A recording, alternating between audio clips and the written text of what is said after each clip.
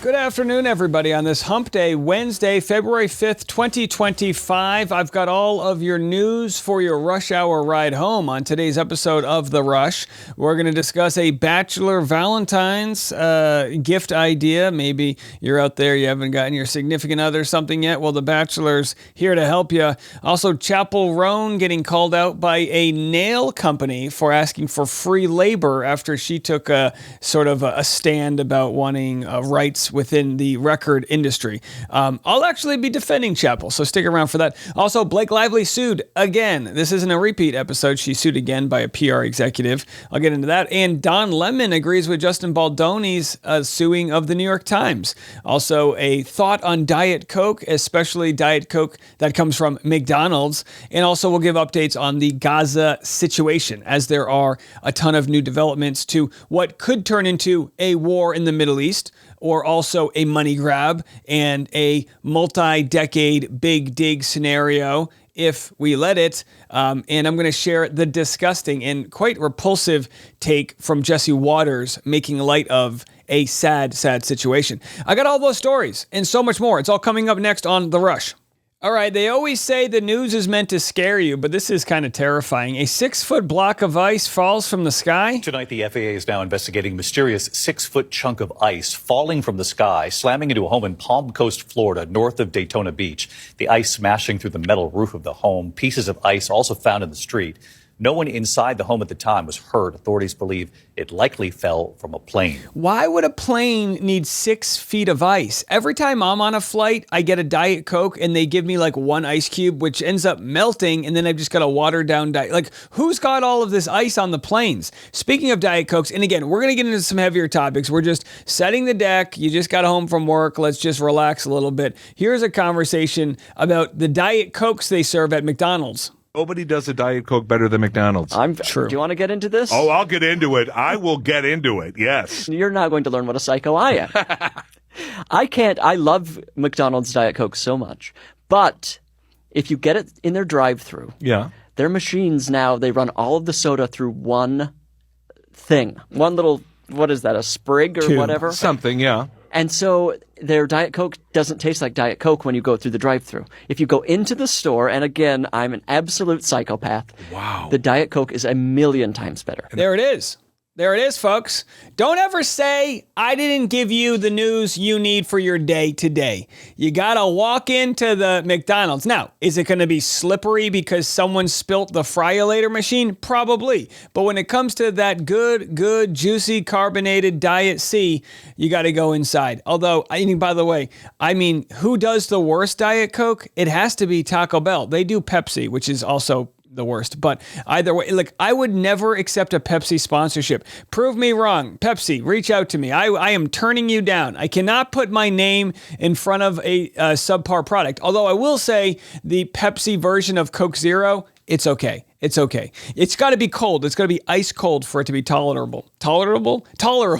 Wow. All right. Hump Day, folks. Us Weekly with a paid partnership with Hallmark interviews Kelsey Anderson. This, my friends, and again, God bless. I love Kelsey, the host of Us Weekly. They're good people, but God bless the implosion of corporate America, because this is late stage capitalism. Having Hallmark sponsor a conversation between Us Weekly and a Bachelor contestant. What could they possibly talk about? You and your fiance celebrating the big Valentine's Day. We are going to go to a nice restaurant. Joey has a list of his 30 before 30 bucket list, and one of them is to go to a Michelin star restaurant. So that's how we're going to celebrate Valentine's Day. I know that you've also picked out some great gifts for him and for your loved ones. So without further ado, let's get right into it. Let's talk about ways that we can get creative when it comes to gift giving. Let me guess. A Hallmark card! Kelsey, they better be paying you good money. If you're getting paid less than $50,000 for this, I'm telling you, DM me. We're going to work out a better deal. So who's first? All right, I'm going to start with Joey. So I picked out this Hallmark card for him, and it's like a little fairy tale story. It's the story of us, and I do feel like Joey and I had a very unconventional love story. I'm not always the best with my words, but being able to write it out, you're really able to think and write what you really feel. All right, you want my opinion, folks? You want my opinion? Here's what you do. You go to your local store. You go to the Hallmark section. This is what my wife taught me. You open a good Hallmark card that has nice words on it. You take a photo of that, okay? A photo. Then you drive over to Trader Joe's. You get a card for 99 cents, and then you open it up and you write the nice things from the Hallmark. That's how you do it. You're welcome, folks. You're welcome. Not that I've got anything against spending $5.99 on a card, but they're like extra heavy. They're bigger. The card stock, they're so cards used to be $1.99. Am I old? Is this my get off my lawn moment? Either way, I'm kind of tempted to see if there's any product placement that's not Hallmark. I'm actually curious to continue. Maybe Hallmark is actually maybe this ad deal that they're doing is wearing off on me, because I'm actually curious to finish this. And then also I got this cute little gift where it's got little date ideas for date nights. And so I'm really excited for us to use this in the... Oh, they made her hold it up. Come on, Kelsey, I get it. Make your money. Get your bag. I'm about to promote, I don't know, Nuvo rings or whatever the hell my sponsor is today. I understand. Get your money. But boy, I hope they're paying you good. All right, let's continue. Oh, here we go. Speaking of getting paid, we got Chappell Roan. So Chappell Roan, who I love, takes a stance against the record industry, saying that new artists should have health care and they should be paid a fair wage. Well, now we're getting a response from a nail tech. This was posted in Faux Moi. Chappell Roan and her team accused of offering tagging and credit as compensation to the nail tech. I find it ironic that Chappell Roan called for livable wages for artists at the Grammys, but didn't want to pay for multiple nail sets and giving only 2 days notice to create them. That exposure would be the payment. Strange. So here it is, the email. We are interested in some of your press on nail sets for Chappell. We were wondering if you would gift any sets for tagging and credit. Last tour was covered by Vogue and Nylon, so we expect press. Listen, I'll be quite honest with you. This is different than getting a livable wage from your employer. I'm not necessarily saying I'm on Team Chappell Roan here, but the companies... This is what they do. They ask, like, do you want to have your nails on Chappell Roan? You know, when that glitter company that we interviewed got their glitter sparkle freckles on Taylor Swift, they sent them to Taylor Swift for free because of the Taylor Swift effect, and it helped them out. So it's a false equivalence to say that, oh, Chappell Roan's not for the working person because she wanted free press on nails. I'm sure Chappell Roan had nothing to do with the PR agency or the stylist trying to put together a kit that would include all of the different swag that then they promote in their press. So again, false equivalencies need to be called out. Hey, look, good on them for trying. They say, moral of the story, pay your artist their worth regardless. Free nails are never free. We spend hours and hours on our craft. Hey, guess what? Guess what? I believe in the free marketplace for the most part. I am a capitalist. You might not believe that. You can just say no. They shot their shot. You respond by saying, go F yourself. That's all you have to do. So they ended up never responding. And that's fine too. Again, so to me, it's a false equivalency, asking your employer to pay you a fair wage and to provide health insurance while they, whatever. That's a different conversation that Chappell Roan's having. So that people can, look at this and go, oh yeah, see, it's hypocritical. I disagree. I just completely disagree. And speaking of revolutions and rising up against the man. How about this? This was posted on Work Reform. Union members took over the Utah State House to make their voices heard. Lawmakers are trying to take away the freedom for public service workers to have union representation and a voice on the job. Guys, this is an American, pillar that we have. The ability to unionize, the ability to collectively bargain to make sure you have fair rights. This is what restores my faith in society when I see people coming together shoulder to shoulder to sing about love and to sing about helping each other out. Let's just have a listen to this.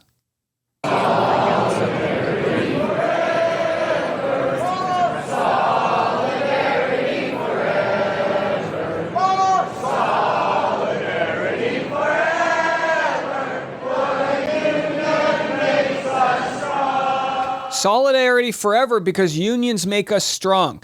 people helping each other collectively. David is the union against Goliath is the corporation. Those that want to maximize profits. People sticking together learn how strong they are. And the idea that we could take this union mentality and bring it to the working class, to bring all of us together, to show those in charge how strong we really are, that's the revolution I so crave. We'll be back with more right after this.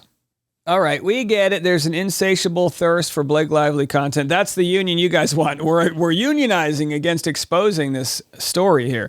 Well, I already covered this in a video that's going super viral on YouTube right now. Breaking news that Blake Lively is sued again. A PR company accuses her of defamation. You can go to my YouTube channel to check that out. Essentially, one of the people in her civil complaint says, you got it wrong, and they're trying to sue her. So another, what are they calling it? 9-figure lawsuit, $100 million lawsuit or whatever.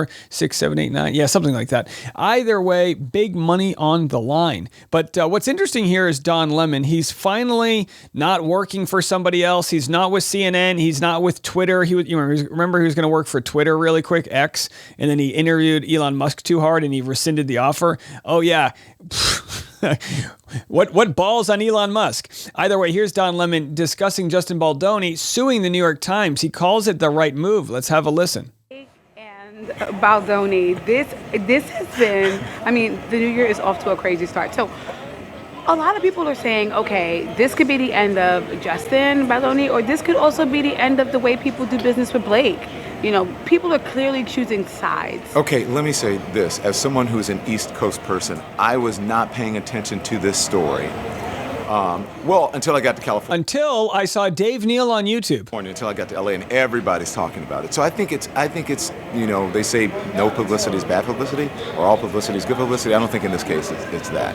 I think it will probably. By the way, he's saying he didn't hear about it on the East Coast, but only the West Coast people are talking about it. I got audience from Switzerland to South Korea. I got people all over the world emailing me that are talking about this. We damage them because who's going to want to work with that if it may overshadow what's happening in whatever production they're doing.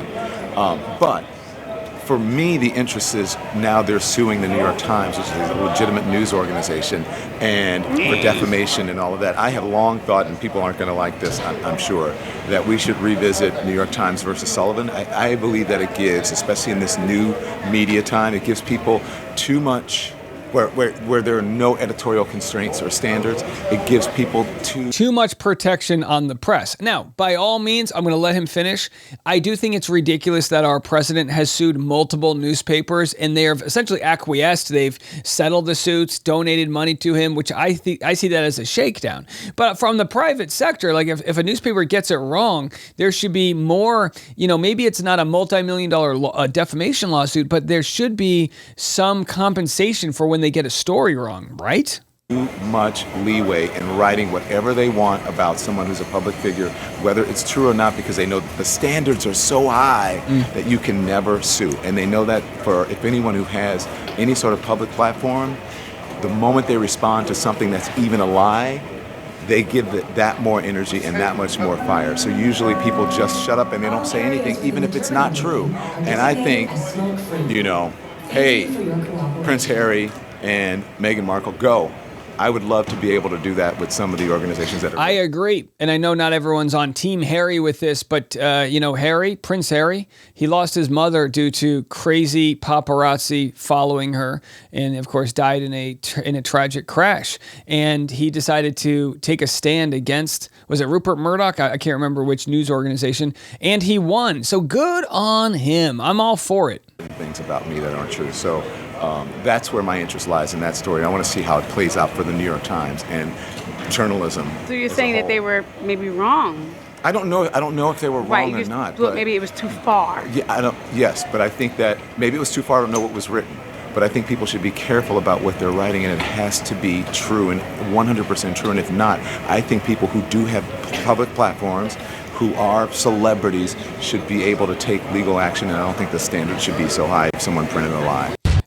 He says, I don't think the standards should be so high if someone printed a lie. Yeah, I mean, they can hide not only behind sharing the truth, but just not knowing something is false.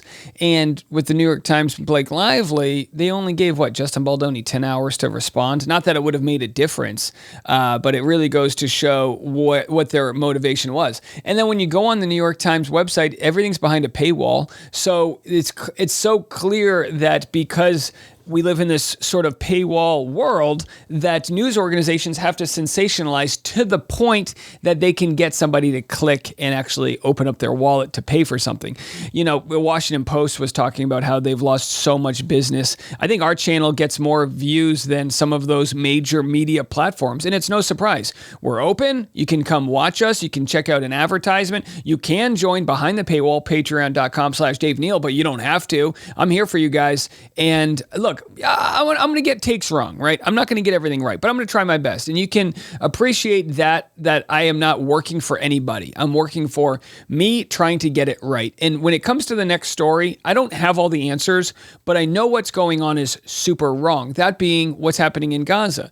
We've known this for a while, and we're going to get into it. We've known that the response by the Israeli military has been far too strong for the crimes that have been committed. And it's a terrible thing out there. The hostage situations, the terrorist group. We also know that in their attempt to get rid of Hamas has essentially already rebuilt itself. It's almost like a never-ending flow of people. Like, it's a terrible situation that the U.S. is getting itself in, thinking that we can just bulldoze it all, do an ethnic cleansing, and then create a what they're calling what Trump calls the Riviera of the Gaza Strip. And I want to share some different organizations talking about it. But first, this is Riyad Mansour, Palestinian ambassador to the UN. You know, people accuse me of, getting my news from left sources. I'm giving you the news directly from the mouth of the people that this is affecting and the people representing them. Country and our home is the Gaza Strip. It's part of Palestine. We have no home. For those who want to send them to a happy, nice place, let them go back, to their original homes inside Israel. There are nice places there, and they will be happy to return to these places. But in the meantime, our homeland is our homeland. If part of it is destroyed, the Gaza Strip, the Palestinian people selected the choice to return to it. In 2 days, in a span of few hours, 400,000 Palestinians walking returned to the northern part of the Gaza Strip. I think that we should be respecting the selections and the wishes of the Palestinian people. And look, the gall for President Trump to think that he can solve this with a good condo or a good HOA. They've been fighting for decades, if not centuries, over this land. It's not going to be solved by us, and certainly other countries in the Middle East don't want us getting involved. It's just, here's what's going to happen. How are you going to remove these people? 400,000 of them just returned to the northern area of the Gaza Strip. They're not going to go without force. Are we going to take our boys, our military, and march them into a hostile area to rip people away from their home? Are we prepared to do that? Egypt gave a clear answer, Jordan gave a clear answer, and the answer rejecting, displacing the Palestinian people from the Gaza Strip.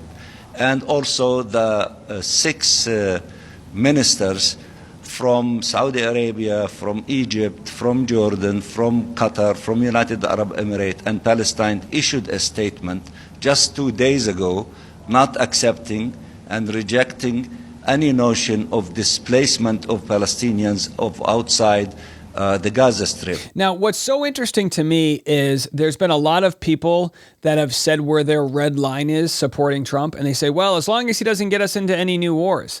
What is this supposed to be, if not a war?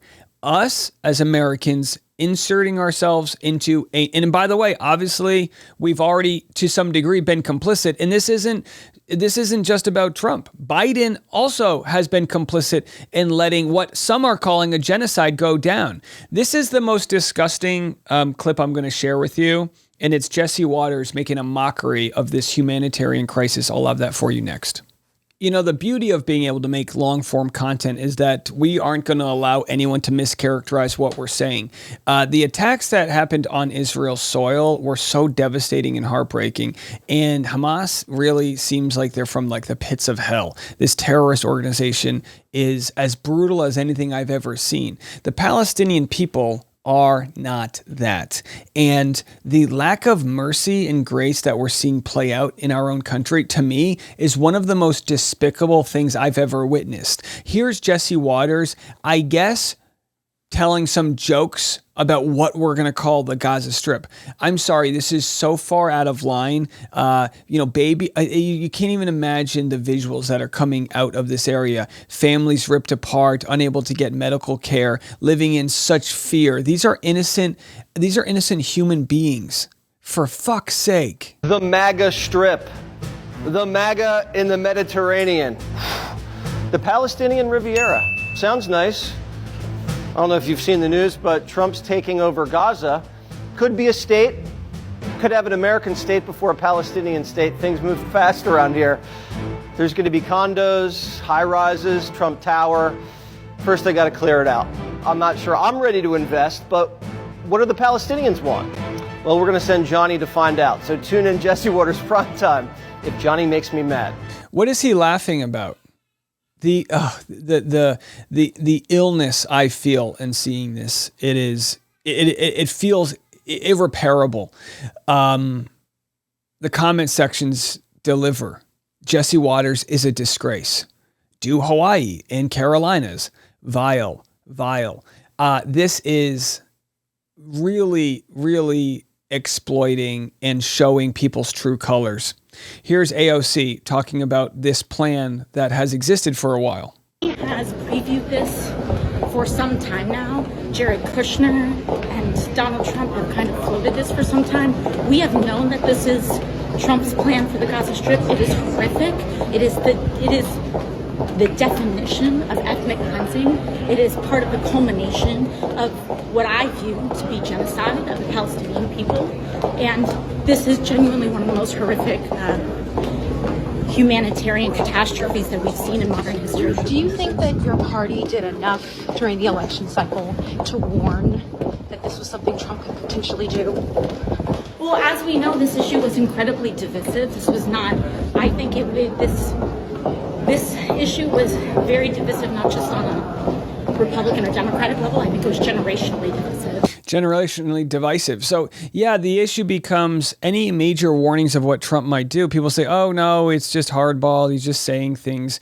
Well, now here he is with Netanyahu saying, we're going to bulldoze the place. We're going to dig it all out. We're going to clean it all up. It's great real estate. And of course, that's exactly what his son-in-law, Jared Kushner, said. So, when these conspiracy theories came out that Hawaii is going to be a land grab and Los Angeles is going to be a land grab. Well, what about the land grab they're literally talking about happening right now? And I'll have some people that maybe, misconstrue what I'm saying or willfully mischaracterize my thoughts, and they won't want to follow my channel, but you have to dig down deep into who you are and who you want to be. And I don't want to be somebody who doesn't continue to share the truth about what's going on out there. I'm seeing very few people defend this Gaza invasion that they're talking about. In fact, there are several channels that I follow that are conservative, right-leaning, and I follow them sometimes just to read the comment sections and see what are people actually thinking about this.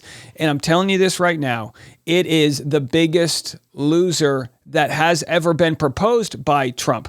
Sure, cut spending in the government. Absolutely. But when you start to look at situations like this, you realize, well, how much is this going to cost? Who is going to make billions, if not trillions, by brokering the deal? And I'll tell you what, it's the Kushner family. It's the families that are part of putting the contracts together that will have decades worth of money coming in. And where's that money going to come from? Well, final clip I'll play. This is from the White House press briefing here, as shared on Fox News, talking about will there be boots on the ground in Gaza? The president has spent basically his entire public career criticizing foreign entanglements, nation building, sending American troops to fight abroad, particularly in the Middle East. This plan seems like it could ultimately involve all of those things. Can you explain this reversal and how building and owning Gaza squares with America First foreign policy? I would reject the premise of your question that this forces the United States to be entangled in conflicts abroad. The president has not committed to putting boots on the ground in Gaza. He has also said that the United States is not going to pay for the rebuilding of Gaza.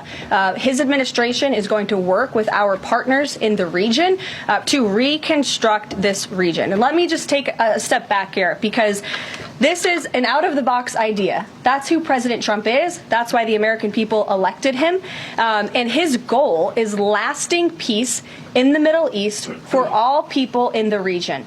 And I would argue that it's not an out-of-the-box idea. It's a very standard idea. Invade another country and try to do it better. But they've already tried this with other countries where they've tried to bring democracy abroad and peace in the Middle East. And it's like, at some point, you gotta be like, all right, hombre, this ain't our battle, right? Why don't we work on these egg prices? Why don't we work on the corporate greed that's, increasing the cost of groceries? Why don't, and I do reject the whataboutism. We can walk and chew gum, but can we walk and chew gum while we redevelop a region of the world with millions of people displaced? I don't know. Not something I vote for. All right. There's our episode. I hope you enjoy what's going on over here. If you want to put some bread in the tip jar, you can join our Patreon, patreon.com/Dave Neal. Otherwise, continue to share us with your friends. We're seeing so much traction on Twitter and Instagram, people sharing the Instagram reels that I'm putting out, and TikTok. I appreciate you guys on Instagram and TikTok. I'm D Neal, so you can go catch me over there. That's also my Venmo, and that's also wherever else you want to find me. So appreciate you. Thank you for giving me this community to share the news with. That's what we try to do twice a day, every day. I'll see you in the morning. I'm Dave Neal. This is The Rush.